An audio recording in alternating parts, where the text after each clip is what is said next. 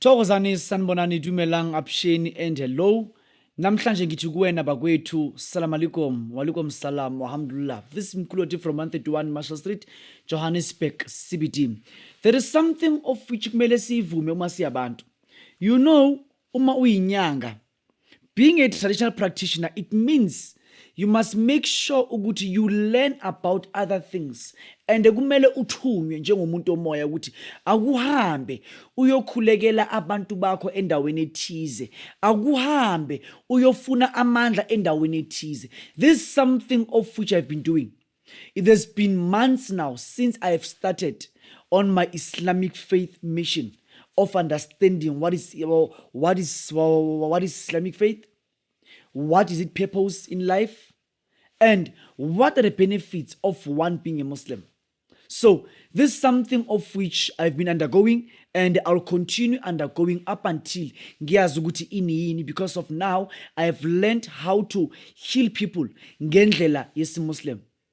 Abantu bayasizakala and njengoba East Africa inabantu abangaka. East Africa we have more than 60 million yabantu. On that 60 million yabantu, I want you to hear me very carefully. That 60 million yabantu kumele silaphe ngendlela ezahlukahlukene ngoba laba bantu badinga usizo kuthina njengabantu abantsundu esibasizayo. Mamela ngwaneso. Namhlanje I want to talk about rich and fabulous aura salts for business growth. There are aura salts of which are there abantu bawathengisa 50 rands, 20 rand, 25 rands, 70 rands on all that stuff.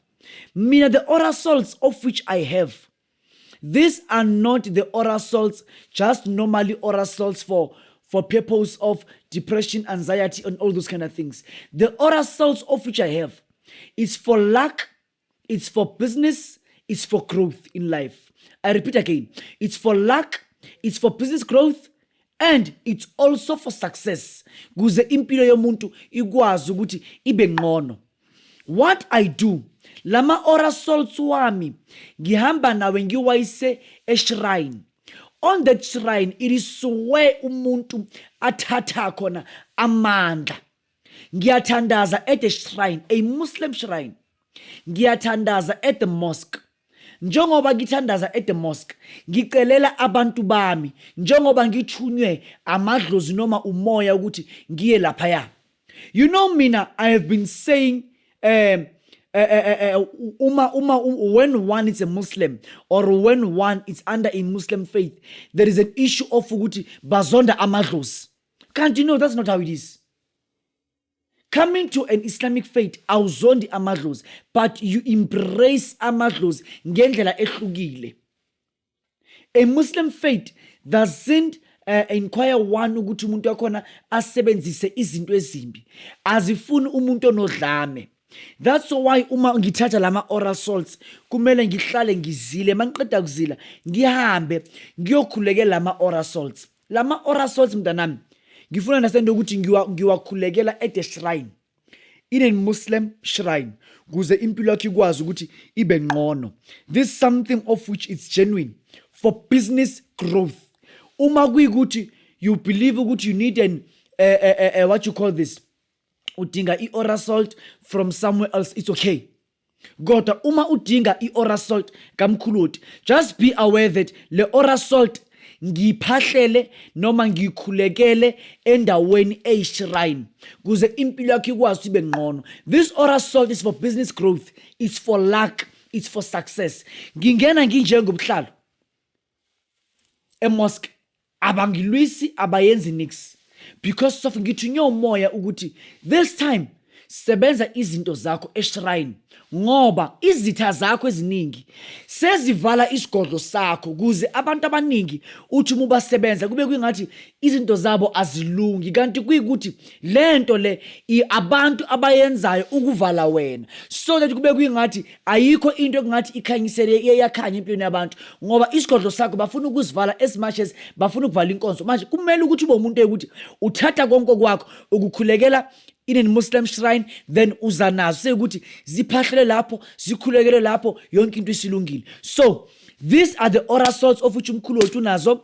Lama oral salts ayahluka mntwanami, and lawa mina kusila amakhulu kakhulu, ila right nje. Lama oral salts for business growth is for ukuphumelela, is for ukuphakama, is for umuntu othi ufuna umsebenzi, umuntu othi ufuna ukuthandeka, umuntu othi ngifuna ukuya phambili, umuntu othi ngifuna into zami zihambe kahle, umuntu othi ngifuna into zami zikuhleleke empilweni yami konke kwami ukwazi ukuthi kukhanye. Mntwanami, thola ama-oral salts abiza imali engange 500 rands. I repeat again, oral salts zibiza imali engange 500 rands kamkhuluti. Le oral salt ngizokutshela usiko lakho ukuthi uyisebenzisa uyiyuza ngale ndlela le.